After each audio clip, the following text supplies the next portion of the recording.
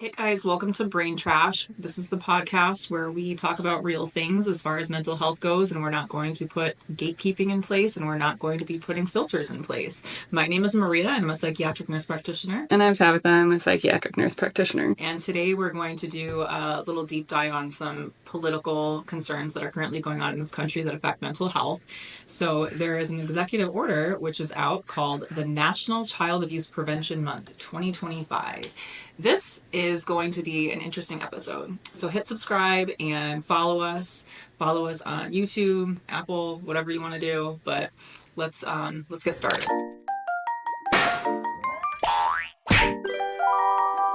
So April 3rd, Trump put out a new executive order called National Child Abuse Prevention Month 2025. This sounds incredible, right? Because we're like, we love kids. We don't want kids to be abused. I've worked in community mental health and I've seen more cases of child abuse than you could probably imagine, and how like deep and disgusting people can be. I've seen it all.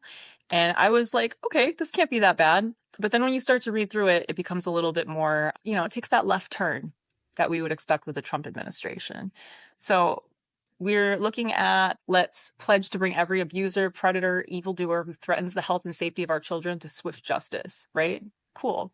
But then we start moving into, what do we got here? There's no substitute for a strong mother and father. For this reason, I'm working every day to fortify our families and embolden our nation's children to live their lives full of happiness, health, and success that they so dearly deserve. By doing this, we can reduce the risk of depression, suicide, substance abuse, and developmental challenges of our youth. So we have a little bit of issues starting here, right? But then we become a little bit out there and untrue. We're going to have some fact checking. So sadly, one of the most prevalent forms of child abuse facing our country today is the sinister threat of gender ideology. Proponents of the gender ideology movement are outrageously indoctrinating our children with the devastating lie that they are trapped in the wrong body, and that the only way they can be truly happy is to alter their sex with hormone therapy, puberty blockers, and sexual mutilation surgery. The evil and backwards lies of gender insanity are robbing our children of their happiness, health, and freedom, while imposing unimaginable heartbreak on parents and families. This part is beautiful right here. My message to every American child is simple. You are perfect exactly the way God made you. And you don't want to read it aloud. Yeah. And so, why would we need to, use self-tanner or hairspray or, get haircuts or wear makeup or any of that if God made us perfectly? We don't need any of that, right? Why can you have a boob job at 18 then? Why is that okay? Mm-hmm. Oh, you can get one before 18 with parental consent. Yeah. Oh, okay. Well, okay. So now we have boob jobs before then. We're altering our bodies the way Trump probably wants children to look would be the problem. So we're going to do a little fact checking here. In my entire career of working with child abuse, have never seen anyone come to me and say, I have been abused or traumatized by my parents allowing me to transition. I've never encountered it. What I have encountered is a lot of my brother raped me. My dad raped me. I got molested by someone in my family. I got molested by a cousin. I got beat by someone in my family. I haven't had food or water, or I've been deprived in some way. Psychological abuse, verbal abuse. I've encountered faces being deformed by, physical abuse and mutilation, strangling, choking, bruising. I've never encountered this. Have you? Yeah, no, I've quite the opposite when it comes to the gender ideology stuff. The things that people are reporting as traumatic in their life is when their gender or anything having to do with gender is completely invalidated by their families and loved ones. So those are the things that typically fuck people up when we're talking about gender. But when we're talking about just reported abuse in people's lives, no, I've never had anybody say anything about that. It's always the shit that you were talking about. Yeah. And when we're looking at who are the actual perpetrators and who are the actual victims. So the majority of child abuse deaths are under the age of 3. Right? Who are the main perpetrators of child abuse that you know of? Statistically, actually, that you know of. Statistically speaking, there is male and female, right? But when we break this down, the majority of abusers are biological parents. So in that regard, if we want to talk about trans people, if we have a biological mother and father, this is likely not the community that we're talking about with this. When we look at the actual statistics of race-based things, right? The majority of male perpetrators are white biological fathers. So It's familiar. in terms of numbers, 58% of them are white, right? White biological fathers, 58% of child abusers. And that includes neglect, physical abuse, sexual abuse, all of this. We can break it down further and further, but there's really no race or role that is more prevalent than that in any of the studies I can find anywhere throughout history. And this includes studies that are on HHS, like funded and presented by the people who are also talking about how important it is to prevent abuse. Well, to be fair, all those people got fired. To be fair, they were like, how dare you speak about other forms of abuse, right? Like, we should only be looking at trans people. They're the problem. They're causing trauma to our children. Like, this ideology that we're just like, it's like, what? We should still be able to, behind closed doors, abuse our children how we would like to. We just don't want all this woke shit going on, because that's the abuse. That's the real problem, like drag queens out there indoctrinating our children. Like, it's the drag brunches that are really abusing our children, right? Like, those are the real predators. Yeah. I like literally can't even wrap my head around it, because it's like so wild. When we look at like actual abuse cases, like I mentioned, under 3 most likely to be killed by an abuser. And then who are the other like most vulnerable population are kids with disabilities, special needs, or perceived to be different in some way, right? Having a behavioral issue. And what happens with trauma is it creates more behavioral issues in children, because they become we get brain changes that cause them to just become like totally dysregulated, and they become violent, right? Like, they become aggressive, or they become like to the point of like suicidal and self-harming. As it said, like, there are like repercussions: substance use, mental health, depression, suicide. Yes. But we're not looking at like people who regret transitioning as the people. Like, we're looking at the special needs kids that the Department of Education just got defunded. That's going to fuck them. That's what we're looking at. Like, we're looking at like who are going to be the abusers, as you mentioned, white men, right? And then also people who are unemployed. We just fired a shit ton of people. Everyone's losing their job in the government. That's going to cause abuse. Financial poverty, lack of access to care. That. And like, we just cut billions, 11 billion from substance use. Again, another factor. And mental health services. Like, those are the factors.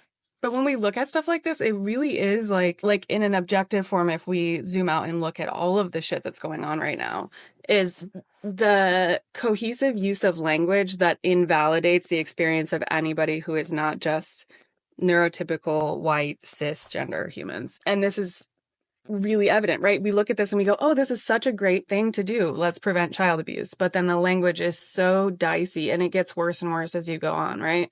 And this isn't meant to actually prevent child abuse. This is meant to make sure that the rhetoric surrounding it is really focused on these issues that they want to stay at the forefront. Like, let's scapegoat, and here's our scapegoat.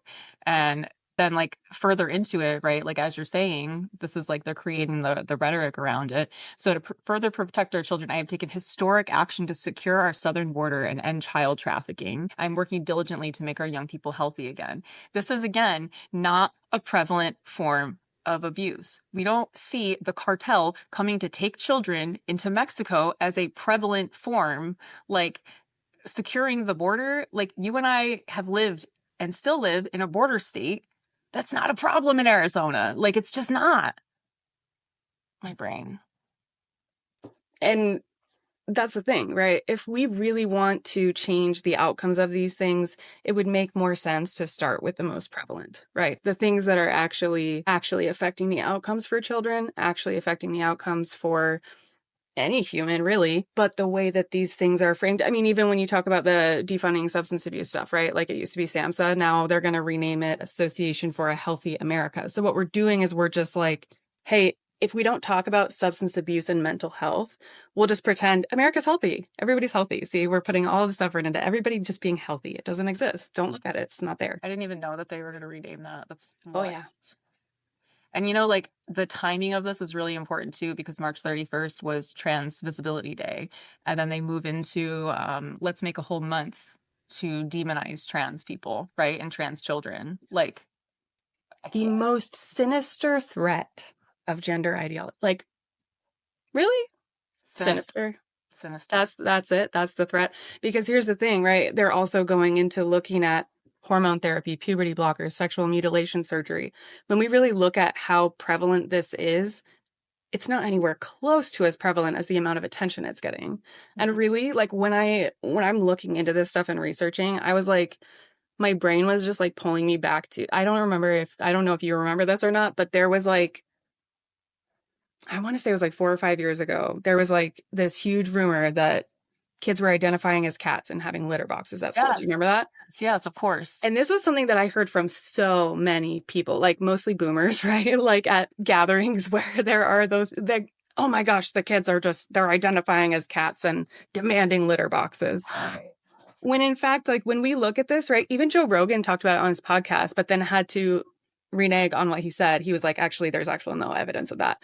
This was a candidate for office. I'm trying to remember. I think it was some guy that was running for office, said something about it in like a sideways way, and it just took off.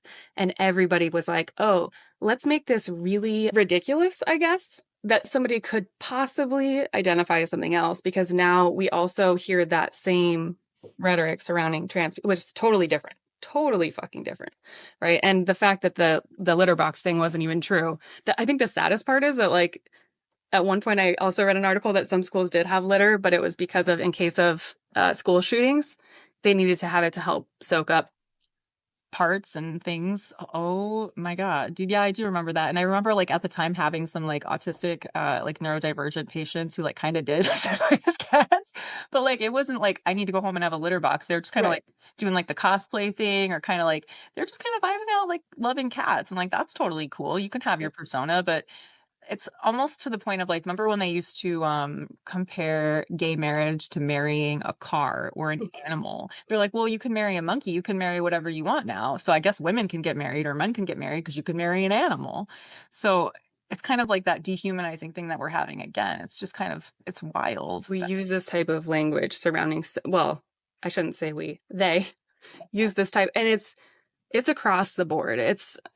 I mean, honestly, if it wasn't so fucking horrific, I'd be like, wow, this is like a master class in how to just fucking undermine everything ever. But connecting it to this type of language and then dehumanizing it and validating it, it just keeps on driving that same purpose home of like, hey, we're just going to keep the attention here. Because when we look at the numbers of like how many kids actually get any type of hormone therapy, puberty blockers, surgery, any of that, first of all, it's very low. But also to think that any healthcare provider is having like a 10-year-old walk in and be like, hi, I am a girl doing any background, anything, no therapy, no talking to the parents, anything, and just saying like, let's do a breast augmentation and a vaginoplasty. Yep. Like, And here's your hormones. and here's your, like, You don't need to answer any questions. Do you want hormones? Are you feeling to a little think that, in your body? Hormones. right, to think that any provider is doing this right off the bat with no other anything is absolutely insane, right? But to think that a child and their family come to a position where they are willing to do something like that and have had the conversations necessary and have talked about long-term implications, short-term implications, side effects of not doing it, right? And have discussed the risk versus benefit with their provider and have decided to take that step, they don't get there lightly. It's not just like, oh yeah, everybody's just going to like decide they're, the other gender and get surgery when they're 12 and it's fine. And now we have this sinister threat of all these kids with boobs. Oh, Like, God. what? God forbid. God forbid. What are the actual statistics? Because you looked this up. Oh yeah, sorry. I was gonna say that and then I got a little too hyped. Actual statistics. So the actual amount of gender affirming care that takes place is less than 0.1% of our youth. Is it 0.1%. So like you said 40,000,002. Oh, yeah, no, that's different. So Okay. that's a different one. Yeah. So less than 0.1% of our youth actually get any of this. So that's a very small amount. So how is this our most sinister threat? For teens ages 15 to 17, this is something that was recently done. So it looked, I think it was 2023 is published.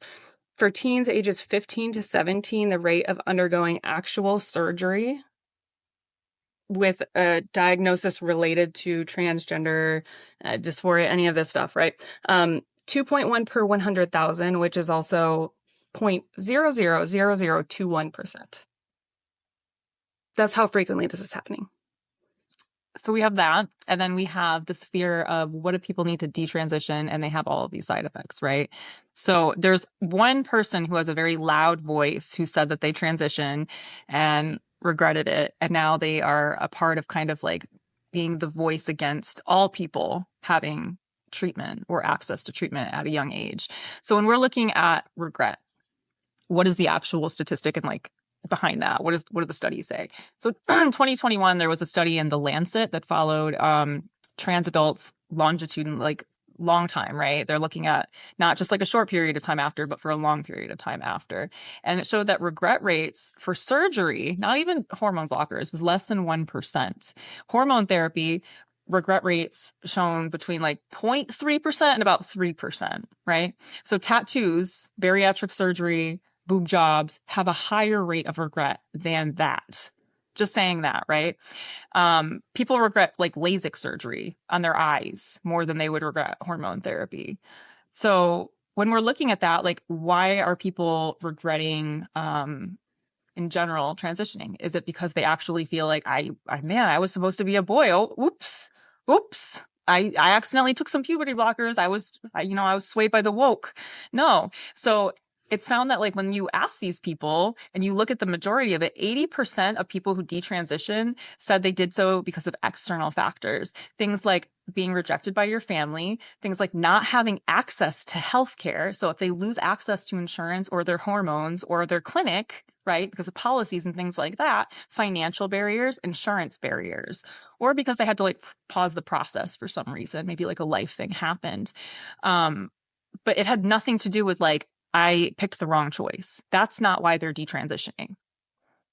Well, and just the word regret itself is so subjective, right? Every single study I can find that has anything to do with regret after taking any kind of gender affirming medication, surgery, any of it, it all has the caveat that this is subjective. Regret cannot be effectively, sure, there are scales that are like evidence based, but at the same time, we know that those aren't always going to apply to people who are not typical, right? So there's no way to say, hey, this is the exact number of people that do or do not regret this. Exactly. And like the way that this is being blown out of proportion, noting that it's like so prevalent is just like wildly untrue. It's not shown in the literature. It's not shown anywhere. Like, where are the people? I see one person who's very loud. That's what I see in the news. But like, what are the actual implications of policies against trans people like that? That's the next question, right? Yeah. Well, and yeah, the prevalence of what we've talked about before now, yeah, it's not huge. You know what is super fucking prevalent is trans kids attempting and completing suicide and thinking about attempting and completing suicide. And adults. So what? And adults. And adults, right? Yeah, but I just, in regards to this, like, if we want to give a fuck about the kids, I think that would also include like keeping them alive, you know? So like having a living trans kid versus a dead, not taking gender affirming stuff kid is like, how are we saying we care about the kids, but then also being like, let's do all these things to place them in a position to die? Well, Elon said that, his son is dead, so he may as well, just make sure the woke ideology dies too. And this is kind of the attempt, right? Well, and here's the thing, right? I'm a parent. So I think about this from a very personal standpoint too, of like, if my child came to me and said something, right? Or had whatever going on, like what I would do as a parent, no matter if it had to do with gender ideology or anything else, is I would say, where are the top thinkers of this fucking thing in our world? What does their research say? What does research from the fucking beginning of time say? And what do we know about this thing? So that I can make the most informed decision for my child. Because ultimately, I want my child to be alive. Everything else, we can figure that out. Being alive, we can't. So if I were a parent and I'm sifting through all of this research that's saying, let's see, I'm trying to find the numbers, but like, lack the things that increased suicidality rates up to 86% suicidality rates. So just thoughts of suicide themselves in trans kids, 86%. 56% suicide attempt rates. 56%, over half of these kids. When you like look at kids who are not in transgender and non-binary roles, like the numbers are nowhere close to that in terms of a suicide attempt, right? I don't have the exact ones, but they're nowhere close to that. So we're already placing these kids at risk. Why are they at risk? Well, when we look at the causal factors that bring them into higher suicidal ideation, suicide attempts, it's things like interpersonal microaggressions. So saying hateful shit because you don't understand what somebody's going through because it's not the same as your experience. Interesting. Mm-hmm. Emotional neglect from parents, lack of school belonging, stigma. These are all the things that lend themselves to increasing. So when we look at the sinister nature of gender ideology, this to me feels like a microaggression. I don't know. Or a fucking macro aggression, you know? Like a very clear aggression of like trying to invalidate somebody's entire existence. And then the things that decrease that suicidality rate, right? We look at family support, peer support, school belonging, and gender affirming care. Yep. So gender affirming care is shown in the literature to decrease both depression and suicide among trans youth. And when we're looking at trans youth with depression, it's 86% of trans youth are experiencing depression. If we're looking at things that decrease that, like everything you said, people who have one affirming adult, doesn't even have to be a parent in their life who are trans or non-binary, decrease their suicide risk by 40%. Like that's massive. And then you have the whole society at large coming out saying you're a problem. How would we think just like common sense that would impact somebody's suicidal thoughts, right? Like it would increase it. I don't even have to do like math, like 2 + 2. Oh no, they did the math. Like a study came out last year that talked about how anti-trans laws affect these things as well, right? So now that we are starting to legislate what people can and cannot do with their bodies based on a heteronormative Christian white nationalist fucking idea of what a body should be or not be, these laws over the course of the last 4 years, I think it was, they caused a 72% increase in the amount of suicide attempts.